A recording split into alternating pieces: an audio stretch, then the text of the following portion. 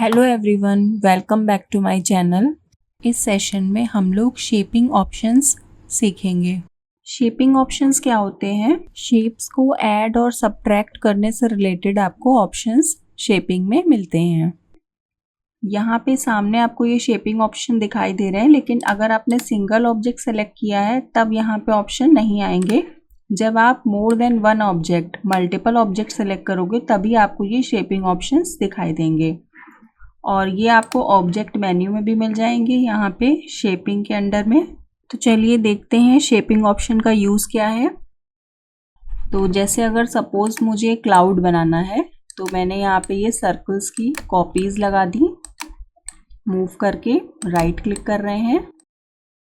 अब हमने सबको एक साथ सेलेक्ट किया। अब हम चाहते हैं कि ये सारे ऑब्जेक्ट ज्वाइन होकर के एक सिंगल ऑब्जेक्ट बन जाए, यानी ये जो अंदर लाइंस आ रही हैं ये ना आए और एक ऑब्जेक्ट बन जाए।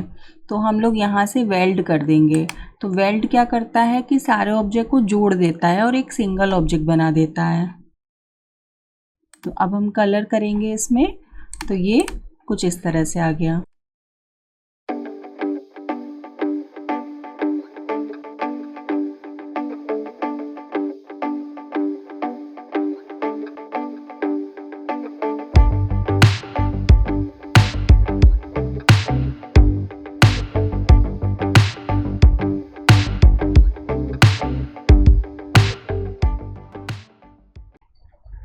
अब जैसे हमें येलो वाले ऑब्जेक्ट में से रेड वाले ऑब्जेक्ट को कट करना है, माइनस करना है, तो हम यहाँ से ले लेंगे ट्रिम।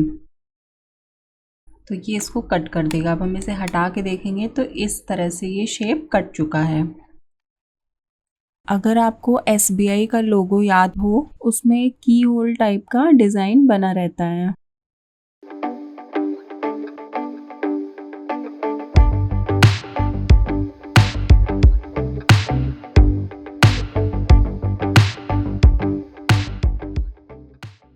तो उसको बनाने के लिए पहले हमें सर्कल और इस रेक्टेंगल को जोड़ना होगा, तो उसके लिए हम यूज़ करेंगे वेल्ड। अब इसको हमें इस मेन वाले शेप में से कट करना होगा। तो हम लोग इसको सेलेक्ट करेंगे, फिर शिफ्ट के साथ में, मतलब जिसको कट करना है वो पहले सेलेक्ट करना है, जिसमें से कट करना है वो बाद में सेलेक्ट करेंगे, देन ट्रिम कर देंगे। अब इसको हम हटाएंगे तो कुछ इस तरह से ये SBI का जैसा लोगो है वैसा डिज़ाइन बन गया। इसके बाद में थर्ड ऑप्शन है इंटरसेक्ट। इंटरसेक्ट क्या करता है? दो ऑब्जेक्ट के इंटरसेक्शन से एक नया ऑब्जेक्ट क्रिएट कर देता है। तो जैसे हमने यहाँ पे एक सर्कल क्रिएट किया और इसकी एक कॉपी लगा दी कुछ इस तरह से। अब दोनों को सेलेक्ट करके हमने यहाँ से कर दिया इंटरसेक्ट। तो इनका जो ओवरलैपिंग पार्ट था उससे एक नया शेप क्रिएट हो गया। तो इसको हम लोग लीफ की तरह यूज़ कर सकते हैं। जैसे हमें लीफ बनाना है फ्लावर का, या हम लोग आई शेप भी बना सकते हैं इससे। तो कुछ इस तरह से बहुत आसानी से ये बन गया। इसके बाद में नेक्स्ट ऑप्शन है सिंप्लीफाई। सिंप्लीफाई क्या करता है कि जैसे हमने यहाँ पे एक सर्कल बनाया और हमने इसकी और उसकी कॉपीज क्रिएट करी, कंट्रोल D, और इनमें हम अभी अलग अलग कलर कर देते हैं। तो अभी तो ये सारे कंप्लीट शेप्स हैं। तो अगर हम इनको सेलेक्ट करके यहाँ से कर देते हैं सिंप्लीफाई, तो ये क्या करेगा कि जितना ओवरलैपिंग पार्ट है, यानी जितना हिडन पार्ट था, वो इसने रिमूव कर दिया। तो सिंप्लीफाई यही काम करता है। इसके अलावा हम लोग एक लाइन दे करके ऑब्जेक्ट को टू पार्ट में भी कट कर सकते हैं। जैसे ये सर्कल लिया हमने और हमने एक लाइन दे दिया और दोनों को सेलेक्ट करके यहाँ से किया सिंप्लीफाई। अब इस लाइन को डिलीट कर देते हैं। तो ये टू पार्ट्स में कट हो चुका है, लेकिन इसको हमें ब्रेक अपार्ट करना पड़ेगा, तभी ये अलग अलग हो जाएगा।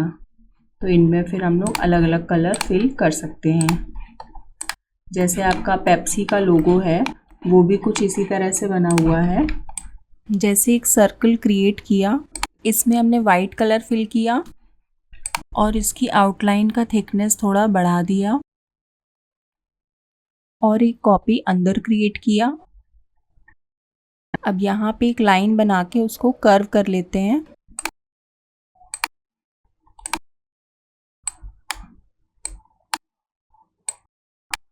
कुछ इस तरह से, और इसका एक और कॉपी क्रिएट कर लेते हैं।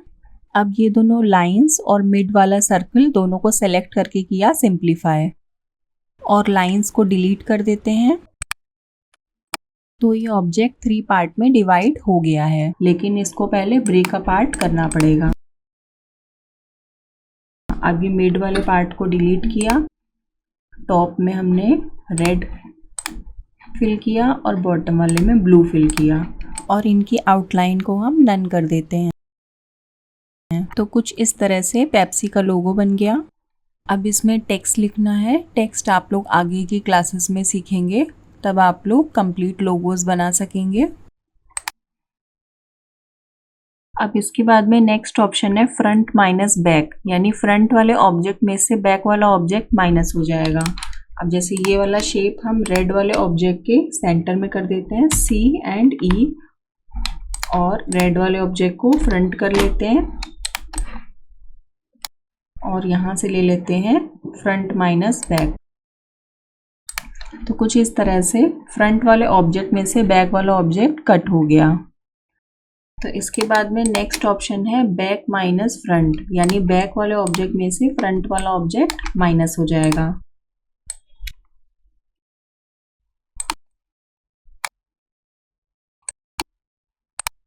कुछ इस तरह से।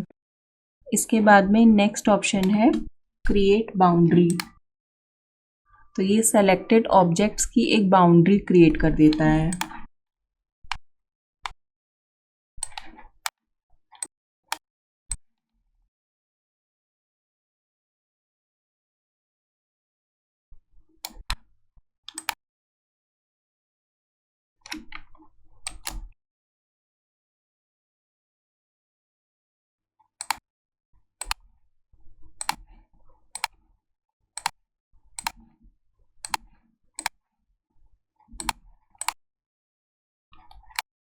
अब हमने जैसे कुछ ऑब्जेक्ट्स क्रिएट करे और इसमें हमें आउटलाइन नहीं चाहिए, तो हमने नन कर दिया, और अब यहाँ से हमने सेलेक्ट करके क्रिएट बाउंड्री कर दिया। तो इसके आउटसाइड में एक बाउंड्री क्रिएट हो गई कुछ इस तरह से। अब ऑब्जेक्ट्स में अंदर की तरफ आउटलाइन नहीं है, लेकिन बाहर एक आउटलाइन है, यानी ये एक नया ऑब्जेक्ट बना देता है पूरा, कुछ इस तरह से। अब इन ऑप्शंस का यूज़ करते हुए हम लोग कुछ डिज़ाइन बनाते हैं।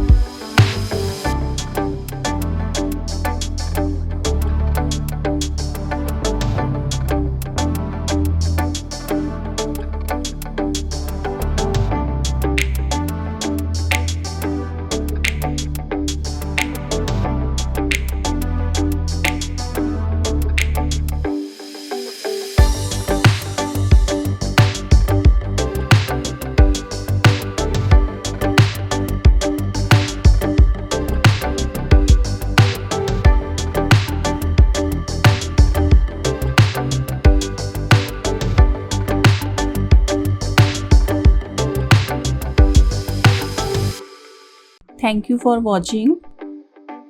Stay happy, keep creating, convert your imaginations into reality.